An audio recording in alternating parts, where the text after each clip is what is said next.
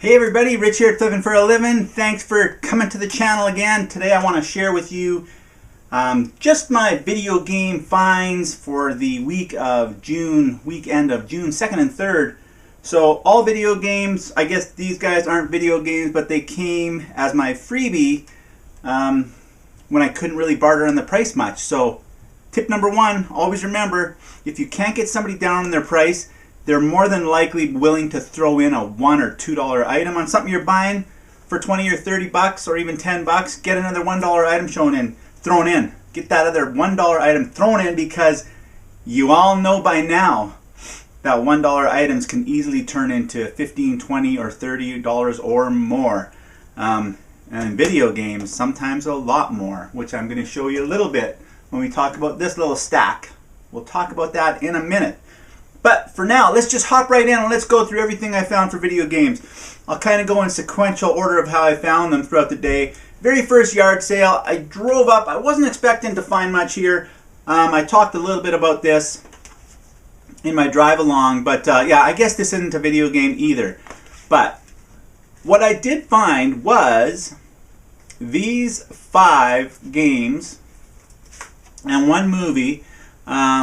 It was $9 for all of these. Simpsons 14th season complete sealed. That's going to sell for an easy $15. Mario Party 7 GameCube with the manual, scratch free, in perfect shape. We're going to get $35 for that.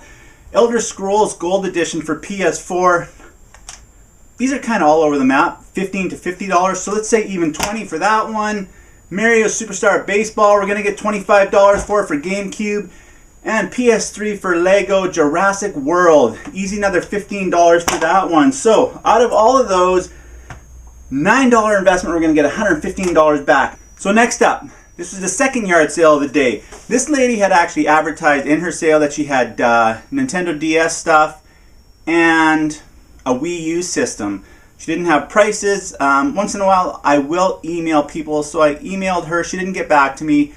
She wasn't supposed to open until 10. I drive up and it's 9:15-ish, and the garage door is wide open. You can see everything from the street, but nobody's around. Nobody's setting things up. There's no other customers. Nothing's going on. So I sit there for a few minutes and still nothing happens. So I walk up to the front of the driveway, not into the garage yet, because at that point I feel like it's almost trespassing if nobody's around, because something was weird. She said 10 o'clock, but mostly everything was set up. There was a couple tables kind of blocking the garage, so you thought maybe you shouldn't go in there. I waited about another 7-8 minutes, then finally this lady comes out and she's like, "Can I help you?" And I'm like, "Well, yeah, I'm here for the garage sale. I know you don't start till 10, but I saw the door was open." She's like, "It was open, wasn't it?" So we realized her husband had left the garage door open. So I walk in, you guys, and the first thing I see is these DS's. I'm only going to show you one because they are essentially twins. It's got this awesome Nintendo DS little sling backpack, and there's 2 of these. There's the other one right there, and everything is identical in that one. Cool little area to hold all your stuff. It's got the charger and DS XL, but 2 of those puppies, complete with the cases, the stylus, the charger, everything, and this whole stack of games. Originally I saw $100 for DS and games, and I couldn't quite understand her writing. It was very complicated, but it ended up being for both DS's and both stacks of these games, $100 was all she was asking, which was just absolutely amazing. I wish there was better games. This stack is pretty decent. You know, we got Pokemon Black, a couple Super Mario Bros, a couple Lego ones, Star Wars one. So this stack and this stack combined, we're easily going to get $150 out of those 16 games, because this stack alone is going to get us $125, and I'm not counting much. Not counting much for this stack. But so that was fantastic to get all that for $110. And her Wii U system, she decided she would let me. She was asking $275 for the whole system with about 10 games, and I'm like, well, I don't really need that because it was too much money. So I asked, would you sell any games separately? And she was like, yeah, sure, you can pick a couple, $5 or $10, $5 or $10. So Super Smash Bros. Wii U and Mario Kart 8 for Wii U. That's easily another $60 out of those two games. I had a third one, Luigi something, but that's already gone. So that's another 60 bucks out of there. And then this was my throw-in for $110. I got these two Deadpool figures. Again, identical on these little stands, Marvel figures. Those two guys she threw in. I got her to throw that in. She had them priced at $3 each. So, what did we drop over there? $3 each, but I got her to throw those in. So for $110, we got all that, and we are going to get back for sure $400 out of that investment. This was just a one-off. It was the only N64 this next yard sale had. N64 game, Space Invaders. They were asking $5. I got it for $3. I'll only get $12 or $15 for that at the most, but still, great little profit, right? 4 or 5 times our money. I got this, another one of these, a retro duo system with 2 controllers and the Mario Duck Hunt. We got that for $20, and I've sold these easily for $50 a lot of times. So this was nice. She had the Wii 25th anniversary edition system still in the box. Oh, here it is here. $50 for everything plus games, it says on it right there. $50 for everything plus games. And then on this side, $40. So I don't know if she was already reducing stuff or 2 different people priced or what, but what ended up happening was I got this. This just looks like a bunch of controllers and stuff, right? Just looks like a bunch of controllers and stuff. But this ended up being a whole second system. So I actually got both of these systems with a couple extra games, $40 for both.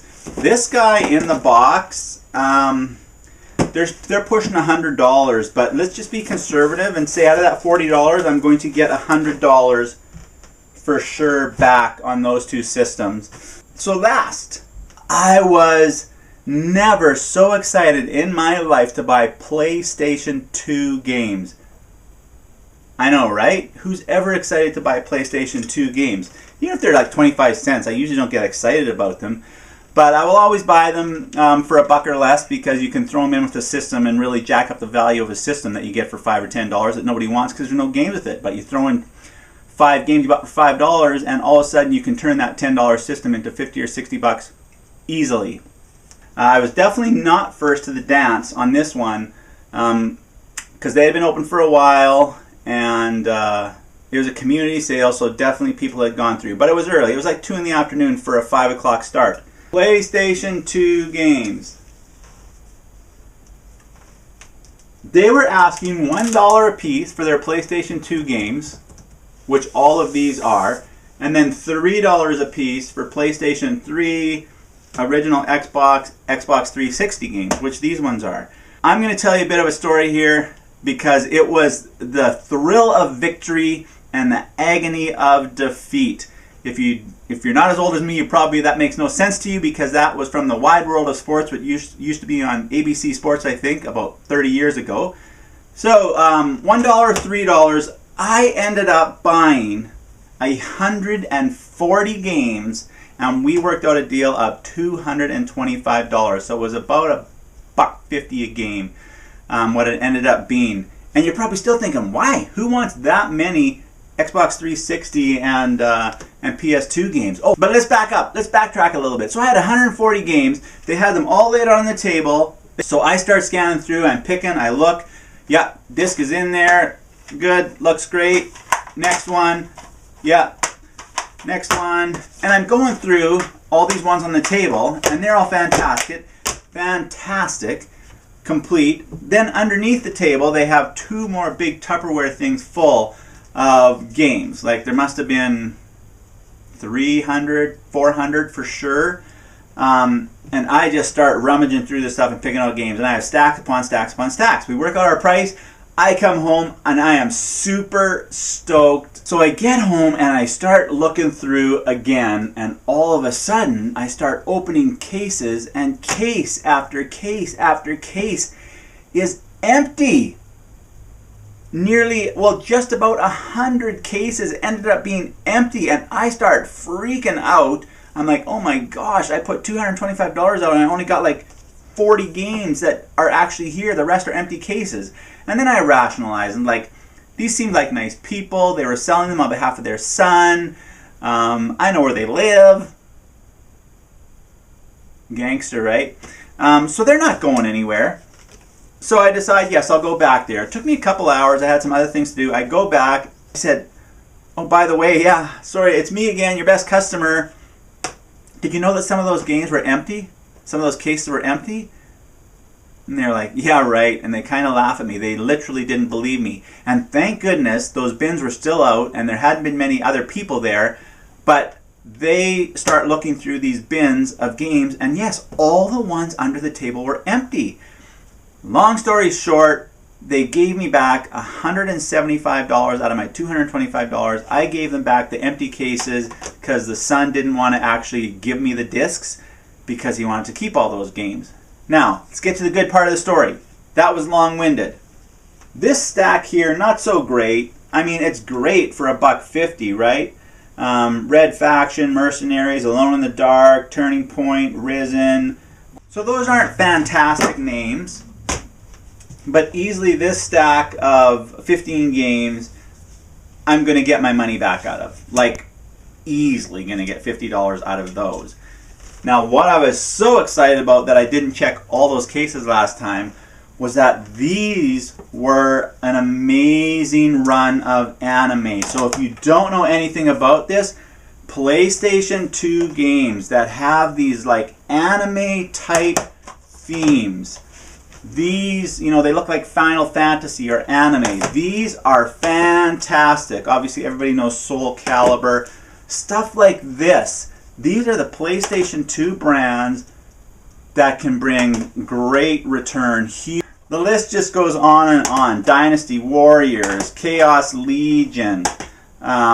This one I can't even pronounce. So a lot of this anime type stuff, this is big bucks, you guys. So I've got about 30 games in this genre.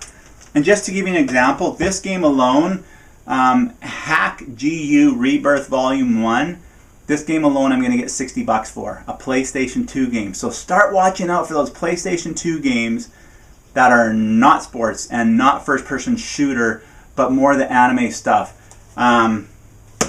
So on some quick calculations, this stack here of roughly 30 games is going to get me about another $500. So out of my $50 investment, I'm going to be pushing $600 return. So you can only imagine what I could have got out of the 140 games that I had picked out. But nonetheless, 50 bucks to make 500 is a absolute grand slam home, like literally out of the park. Over the fence, bottom of the ninth, last pitch, home run. Not just over the fence, home run. 50 into 500. Love it. So yeah, guys, at the end of the day, $238 out for all this video game stuff, plus $40 gas. Let's round it up to $260. We're going to get a minimum $1,277. That is lowballing it. It usually ends up going for more than I estimate, and that's how I like it. I don't want to expect, you know, $1,000 if it's only $800. I want to expect $800 and get 12 possibly. Not like that crap on Storage Wars. It's so bogus. Like, I'm calling you guys out right now. Such a bunch of BS. You guys, you can make more money going to yard sales on Fridays and Saturdays than those guys in Storage Wars make. They're probably getting money for doing the show, but the actual money they make from the crap they buy, after all the running around they do, their overhead, their expenses for storage, all that kind of stuff, you're going to make more money buying these kinds of things at yard sales than they make on Storage Wars. So, Storage Wars, boo! Quit exaggerating and lying. You're so full of it. I used to like that show, but it's just BS now. Of course, once in a blue moon, they'll hit an amazing find worth $10,000, $20,000, $30,000. I'm sure that happens once every 50,000 storage lockers. But every time we go out yard selling, you guys, never fails. I make 4, 5, 6, 8, 10 times my money, whatever I put out, whether it's $50 or $500. Guys, you can do the same thing. You don't need to be a brain scientist or a rocket surgeon. All you need to do is go out and find things that are current, that you use on a daily basis, and that means somebody else will use it. Get it at 10 or 15 cents on the dollar, sell it at 50 or 60 cents on the dollar, and you're going to be making huge profits. So thanks again for watching Flipping for a Living, everybody. If you haven't already, hit that subscribe button, give me a thumbs up, and if you have any questions or comments, please put them in the comment section below. I'll do my best to answer them. And I look forward to seeing you at the next episode. Everybody have a great day and love what you do.